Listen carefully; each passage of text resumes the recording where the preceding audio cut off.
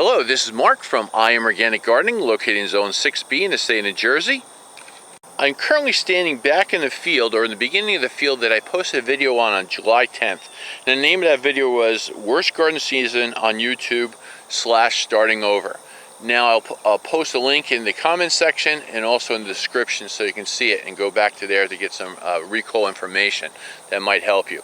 So what I did here, or my plan was, with this huge wet spring that we had, the worst that I can remember, according to my notes, we've had it raining up until about, like, say, July 5th for sure, about average 2 to 3 inches a week. And I tried to come out here with an experiment to cut all this. I had made the field empty again. I planted up winter rye and some vegetable seeds, which we'll see shortly. And then it just got extremely hot and more moisture, and the vegetable seeds really didn't take off that well, and the winter rye kind of got suppressed by all the weeds that you see in this field. This is some foxtail in there, crabgrass, ladyfingers, velvet weed, you name it. And it's nothing really that's going to help the soil do things. There is some lamb's quarter in there that's very helpful. We had purslane in there, or porcelain, which way you want to explain it, or something like that, and those things did help. But the amazing thing is, now we had this huge turnaround, that we went from such a wet spring and it just stopped raining, and we hadn't really had, I think we had maybe 1/10 of an inch of rain in the last 30 days. But some things have survived, and I want to show you that because I want to impress on you how nature does so well to help each other out here in the soil, with even the competition of all these things, that I still have things growing and producing fruit. Here's my first example. This is yellow squash that I planted up on July 5th, and then I did the video on July 10th. Now you can see that that foliage is healthy and green and large and extending past all those, let's call, weeds or unwanted plants around the base of this yellow squash. And we also have down here, if we can see through, is that we have some beautiful yellow squash growing in there, and it's doing quite well. Now I am going to save the seeds of that yellow squash. That's why I'm letting it grow very big, because that is going to be something that is going to carry me over for next year and the following year, for it to have this amazing plant struggle through all the environmental effects of the area that I live in New Jersey, and still producing this beautiful yellow squash. And those seeds are going to be very strong and very healthy. But my point is, with all this, let's say, so-called weeds around this whole area, that is still doing an amazing job. And just look at the foliage. I am sorry about the angle, but right in front of me, or in front of you watching this, that's east, and it's early in the morning, and that's where the sun comes up. And you can see that it's all blocking this area here, you know, towards the middle of the plant. And I had just basically cut behind the plant here, let's say on the west side, and this plant is still doing very well in here. So it just goes to show you that you don't have to pick out every single weed in your garden and you'll still get fruit. It's just, weeds do not hurt anything, or if you don't want to call them weeds, unwanted plants. They are not there to harm your other plants. They do not steal nutrients away. And again, in the last 30 days, we haven't had, that much rain at all to even, put on a scale. And this plant is still surviving because all the other roots in the ground has helped those things. And plus, let me see if I can change the angle here. So this is the same plant we were just looking at. I just moved the camera at a different angle. Plus, with all these things, and I wanted to bring this into some kind of perspective, with all this, let's say, weeds that are growing up around here that I keep talking about, is that with those weeds being that high, you have a better chance of, let's say, spider webs growing and else too. And a lot of people ask me, what do commercial growers do to keep their squash from getting, let's say, vine borer or squash bugs? They actually have to cover the whole field with netting. And they cover it with netting and with like metal hoops up on top to prevent those, let's say, unwanted insects to come in here. Now, it has to be pollinated. So what the big growers are doing now is they actually have a small miniature beehive that they put underneath the netting, and let the bees fly around, pollinate the squash or zucchini, whatever you want to grow, underneath the netting, and that's how they survive without spraying anything. They just make everything netting, or they'll even do nettings and no beehives, and they'll hand pollinate everything to keep all the bugs off. It's very intensive. Now, I don't wish to do that. It's a lot of work, and the nettings cost a lot, plus you have to have the bees sent to you, and you have to have a queen bee and everything else too to keep everything happy. And that's something that I don't plan on doing in the future. That's why I'm always experimenting to do something to help me out on a very low cost basis. Now here's another example of a squash plant down below, and you can see that it has all that beautiful yellow squash in there that is extremely large to use.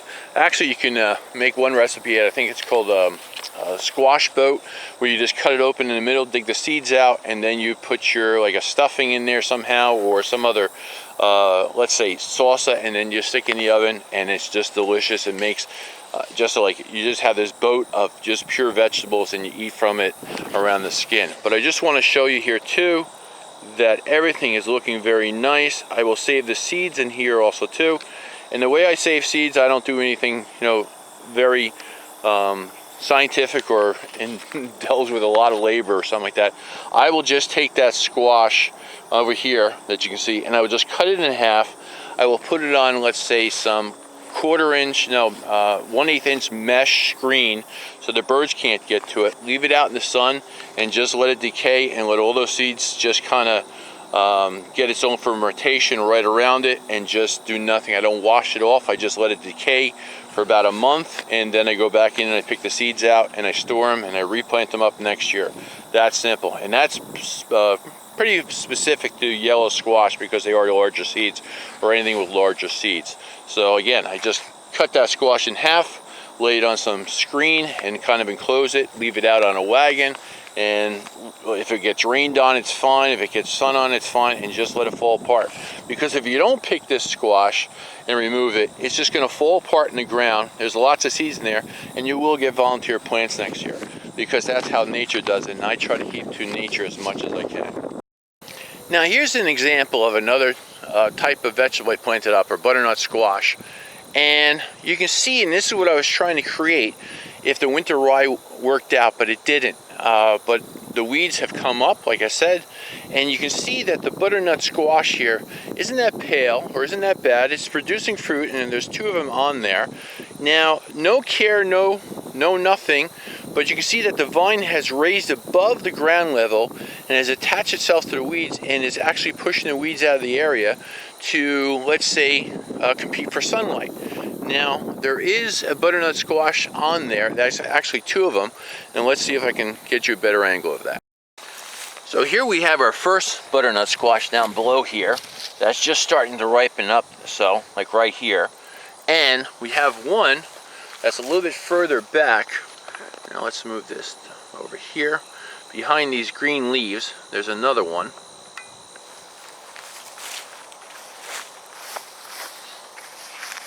Like so. And that's not doing too bad. Actually, I think I'm gonna, tendrils dry. It's a little early. I'm gonna leave it on there for a little bit more. And it's doing fine, but it's not rotted on the bottom or anything. It's just gotta harden up a little bit more and it'll be set to go. But again, no effort except putting the seeds in the ground, hopefully, and letting the soil food web grow on that, and just make sure that it's all good and nice and healthy. It looks kind of green there. Don't get the sun on it here. There you go. But just leaving nature alone and producing really good quality produce that's healthy for you. And again, just stuck the seed in the ground. I let the soil food web do its job. I don't till it, I didn't irrigate it, did nothing, and it's just fine. That's the purpose of everything, and understanding how soil works, because once you rebuild your soil and keep a living root in the ground all year long, you can get produce pretty much free of charge, except for buying the seed or saving your seeds, and then you can plant them up year after year. You want to see how dry the soil is? It is just that bad. It is just pure dust. Now this area was pretty much, I went over and I cut too deep and I cut into the soil a little bit too much with the rototiller, and now you can see that's why you don't till. I pretty much destroyed this soil, but you can see it's just dehydrated from the lack of rain. Hopefully you can see what I can see here. It's very difficult, I completely understand this, but I want to show you how much that the spaghetti squash has gone. So from, let's say, the beginning here to the end of the row down there is about 100 feet. And you can see, and I'll do a better close-up for you, is just the vines coming out from this overgrown area of spaghetti squash here. Like I said, it's about 100 feet long, and I can see 1, 2, 3, 4, 5, 6, 7, 8, 9, 10, 11, 12. At least a dozen vines coming out, going to your left. My son, or the sun is to the right, sunlight, and again, it's kind of covered over here in this high group of weeds, but that vine of spaghetti squash, butternut squash, I'm sorry, that comes out from this area has a couple of nice squashes on them. Nothing that I can send to the state fair and win prizes on, but it was just an experiment to see that it can survive, and planting late in the season, I can do a better job next year. This is just a process of me learning and sharing with you that you can plant, especially in my area, on July 5th and July 10th, and you can still get butternut squash before the end of the year. And even in terrible conditions, from too much rain, like at 4 to 5 inches a month or more, to actually no rain whatsoever, and they survive, and they will produce something for you, at least for you to have some type of produce that you can enjoy. Now let's see if we can find some down here. We'll just go right down the line like so and see if we can find some nice butternut squash. So here's our first plant, and we have one right here. This isn't bad. That's pretty nice size. Could be bigger, but that should ripen up and we should have that to store over the winter time. It looks pretty good. Let's see if we can get a better shot there. There we go. That's our first one with no effort except putting some seed in the ground and walking away. So that looks pretty good. So my second plant is not doing as well, but a nice little baby one there, like so. But that's a start. Again, something free and no effort to grow it. Here's one on the third plant, doing pretty good. Nothing special to brag about, but again, it's going to be still edible. You can see much better here, the vines coming out of the tall weed section, and there's another one right there just sitting on the ground. Not too big, not too small, but again, something to look forward to. Now I think you're getting a good idea of what's going on in the let's say field here. Here's a good example of one. You can see that's doing quite well just on its own, no problems. The vines still look healthy, and we'll see what happens. I don't think we're gonna get an early frost this year. There's no rain in the forecast, probably for another 2 weeks, but that might change, and we'll see what happens. I can see another one just poking out without doing any type of grabbing around. Now there's the vine, and where was that? There it is. You can just see it right there. Another nice healthy one. There's some brown leaves in front of it. Let me move it.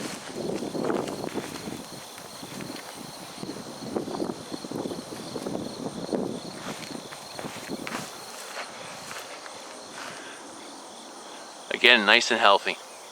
But we'll see. At least I have something for my work of seeds putting in the ground.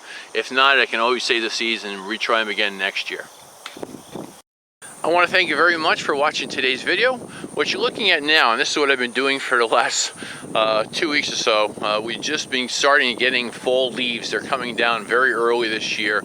It's not even October yet, and you can just see that I've been filling up the fields with fall leaves and just using it as mulch. That's part of my income on my farm, and it's doing an amazing job. I've gotten about, let's say, 30 truckloads so far. I am not tilling the soil, what else too, you just see piles of fall leaves and old leaf mold from last year, just to maintain that soil moisture.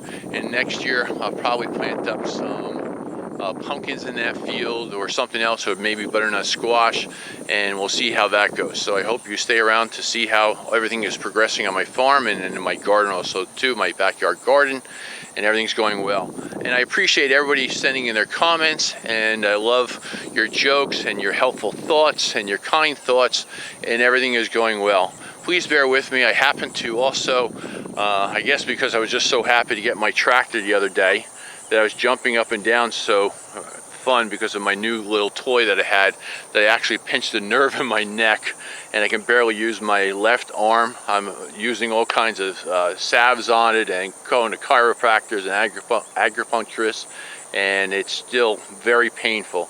So bear with me, but we're gonna have lots of fun and better understanding. And in my next video, I think we're gonna do something where comparing, let's say, mulching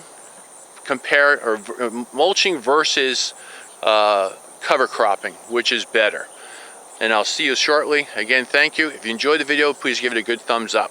Until next time, I thank you for your patience, and I will see you shortly. Bye.